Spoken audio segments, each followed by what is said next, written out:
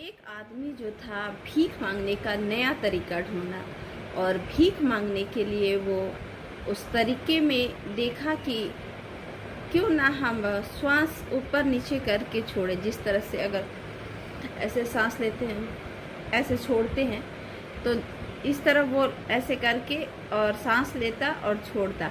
तो सब आते जाते जो राहगीर थे वो सोचते ये ज़रूर कोई पंडित जी हैं, कोई ज़रूर ये साधु संत हैं, और भेष भी उसने वैसा बना लिया।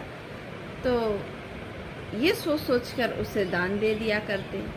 पर वो तो भीख मांगने का नया तरीका निकाला था। तो उस पर एक व्यक्ति आता है उसके पास और कहता है कि आप ऐसे करते हैं तो इससे क्या लाभ है। फिर वो जो भीख मांगने वाला व्यक्ति है वो कहता है इससे तो भगवान के दर्शन हो जाते हैं। बड़ी सुंदर बात उसने बता दिया कि भगवान के दर्शन हो जाते हैं। जो अगला व्यक्ति ने पूछा था वो बड़ी भोला किस्म का आदमी था।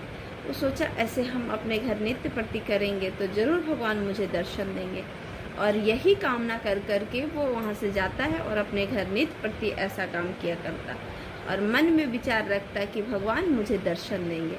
और इसी तरह वो नित्य प्रति अपना जो काम था वो करना शुरू कर दिया था। कुछ ही दिनों के अंतराल में भगवान के उसको दर्शन प्राप्त हो जाते हैं। तो वो उसकी सांस लेने की जो प्रक्रिया थी, छोड़ने की प्रक्रिया थी, उसे रोकते हुए भगवान कहते हैं कि मैं भगवान हूँ, मैं तुम्हें दर्शन देने के लिए आया हूँ। तो वो भोला व्यक्ति जो है वो कहता है मैं आप कैसे मान लूँ कि आप भगवान हैं। अगर आप भगवान हैं तो मैं आपको इस पेड़ से बांध देता हूँ।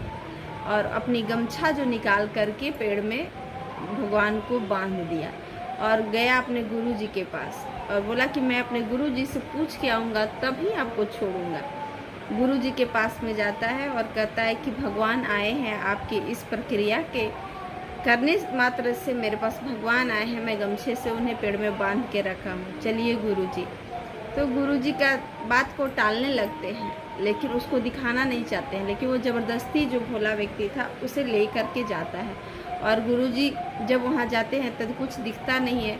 फिर वो अपनी पोल पट्टी खोल देते हैं कि मैं भीख मांगता हूँ और ये मेरी प्रक्रिया अच्छी काम मतलब करके और भीख मांग के नहीं, ऐसा कह करके झूठ बोल करके मैं भीख ले लेता हूँ।